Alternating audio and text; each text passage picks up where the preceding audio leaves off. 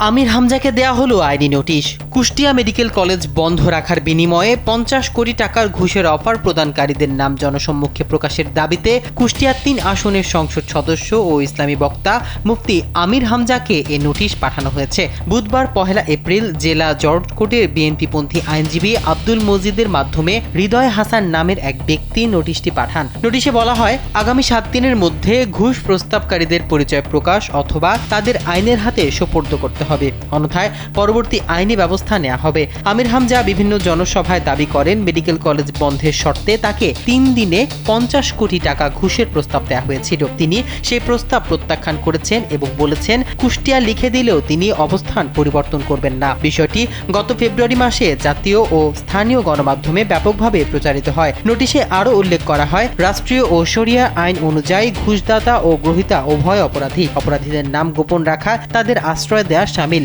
দুর্নীতিমুক্ত বাংলাদেশ গড়তে এসব তথ্য প্রকাশ করা একজন সংসদ সদস্যের দায়িত্ব। আইনজীবী আব্দুল মজিদ বলেন, সরকার দুর্নীতির বিরুদ্ধে কাজ করছে, তাই এ বিষয়ে নীরবতা কাম্য নয়। নির্ধারিত সময়ের মধ্যে ব্যবস্থা না নিলে আদালতে পদক্ষেপ নেওয়া হবে বলে নোটিশে সতর্ক করা হয়েছে। কুষ্টিয়াবাসীর কাছে দেয়া অঙ্গীকার রক্ষায় আগামী 7 দিনের মধ্যে ওই ব্যক্তিদের নাম জনসম্মুখে প্রকাশের আহ্বান জানানো হয়েছে, অন্যথায় পরবর্তী আইনি ব্যবস্থা গ্রহণ করা হবে বলে নোটিশে উল্লেখ করা হয়।